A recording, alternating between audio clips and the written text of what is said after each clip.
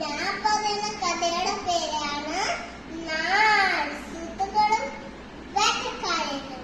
പണ്ടൊരു കാട്ടിൽ ഒരു കാക്ക, ഒരു ആമ, ഒരു എലി, ഒരു മാൻ ഭയങ്കര സുഹൃത്തുക്കളായി താമസിച്ചിരുന്നു.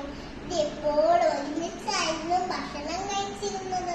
അങ്ങനെ എനിക്കൊരു ദിവസം മാൻ ഭക്ഷണം തേടി കാട്ടിലേക്ക് പോയി.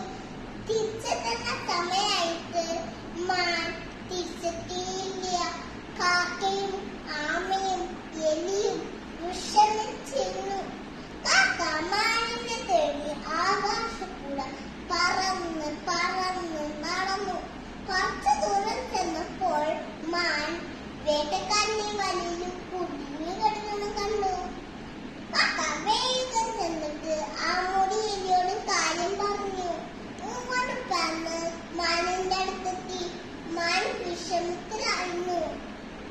മാൻ പറഞ്ഞു, വടക്കാരി വരെ ഇനി സമയമൊന്നുമില്ല, ഉമ്മ രക്ഷപ്പെടാൻ എന്തെങ്കിലും ചെയ്യണം. കാക്ക പറഞ്ഞു, പേടിക്കണ്ട കൂട്ടുകാരാ, എനിക്ക് വലം മുറിക്കാൻ കഴിയും. എലി വലം മുറിക്കാൻ കുറെ സമയത്തും.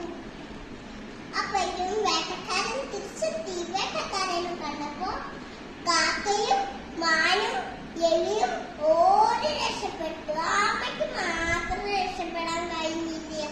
പതുക്കെ പതുക്കെ മാത്രം നടന്നിട്ടുള്ള ആമനെ വേട്ടക്കാരൻ പിടികൂടി.